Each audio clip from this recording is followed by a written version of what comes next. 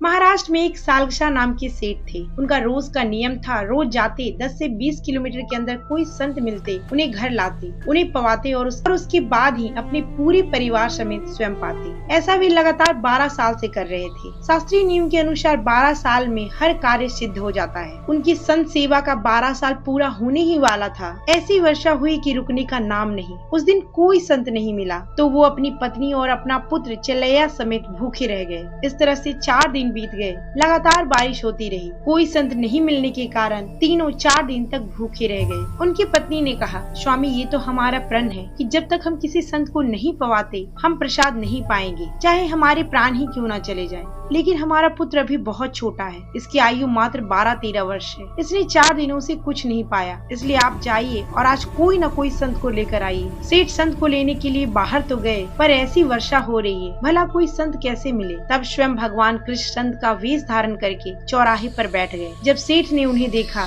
तो मानो उनकी प्राण में प्राण आ गए। सेठ ने देखा संत के पूरे शरीर में कुष्ठ रोग है, पूरे शरीर से घाव और मवाद चू रहे हैं। सेठ ने कहा, प्रभु हमारा नियम है, हम संतों को पवाए बिना नहीं पाते हैं। 4 दिन बीत गए। तेज वर्षा के कारण कोई संत नहीं मिला और जिसकी वजह से मैं, मेरी पत्नी और मेरा पुत्र 4 दिन से भोजन तो क्या पानी तक नहीं पाए हैं। आप हमारे साथ हमारे घर चलें ताकि हमारा नियम भी पूरा हो जाए और हमारे प्राणों की भी रक्षा हो सके। संत ने कहा, मुझे जाने में कोई दिक्कत नहीं, पर मैं चल नहीं सकता।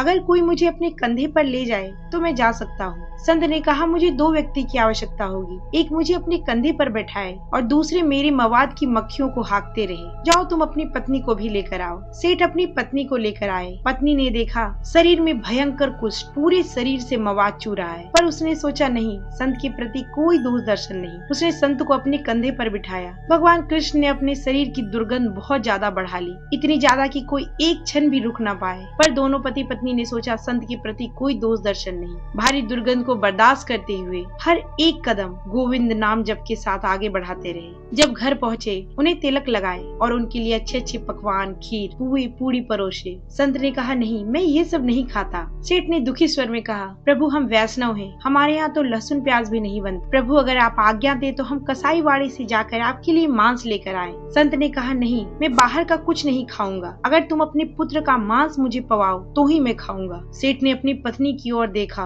और कहा, ये कैसा संत है। फिर भी दोनों ने सोचा, नहीं, संत के प्रति कोई दोष दर्शन नहीं। सेठ उसी वक्त चाकू लेकर अपनी पुत्र की हत्या के लिए खड़ा हो गया। तभी उस संत से भगवान कृष्ण प्रकट हो गए और उन्होंने कहा, बस मैं यही देखना चाहता था कि संत के प्रति तुम्हारी कितनी निष्ठा है। ऐसे महान भक्त का प्रसंग अगर आपको पसंद आया हो तो कमेंट बॉक्स में राधे राधे जरूर लिखें।